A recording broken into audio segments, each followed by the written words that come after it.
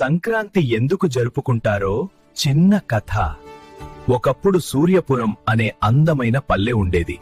ఆ పల్లె చుట్టూ పచ్చని పొలాలు, మధ్యలో చిన్న చెరువు. అక్కడి ప్రజల జీవితం అంతా వ్యవసాయంపైనే ఆధారపడి ఉండేది. ఆ సంవత్సరం వర్షాలు సమయానికి పడ్డాయి. రైతులు ఎంతో శ్రమించి వరి పంట పండించారు. చలికాలం ముగిసిపోతూ పంటలు బంగారు రంగులో మెరుస్తున్నాయి. ఒక ఉదయం గ్రామ పెద్దయిన వెంకటయ్య అందరినీ పిలిచి అన్నాడు, సూర్యుడు మకర రాశిలోకి ప్రవేశిస్తున్నాడు. మన కష్టానికి ఫలం వచ్చింది. ఈ ఆనందాన్ని పండుగగా జరుపుకుందాం. భోగి రోజున అందరూ పాత వస్తువులు వదిలేశారు.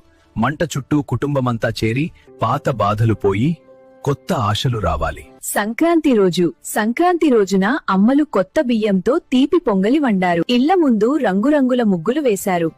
పిల్లలు గాలిపటాలు ఎగరేశారు. నాన్నా, సూర్యుడు లేకపోతే పంట లేదు, పంట లేకపోతే మన జీవితం లేదు. అందుకే సూర్యుడికి నమస్కారం. కనుమ రోజు ఆవులను స్నానం చేయించి పూలతో అలంకరించారు. మనతో కలిసి పనిచేసే పశువులకు కృతజ్ఞత చెప్పాలి. ఆ రోజు సూర్యపురం గ్రామమంతా నవ్వులు, పాటలు, ఐక్యతతో నిండిపోయింది. అప్పటినుంచి సంక్రాంతి అంటే కష్టానికి ఫలితం, ప్రకృతికి కృతజ్ఞత, కుటుంబంతో కలిసి ఆనందం. అందుకే మనం ప్రతి సంవత్సరం సంక్రాంతిని ఇంత ఘనంగా జరుపుకుంటాం. Download ShareChat.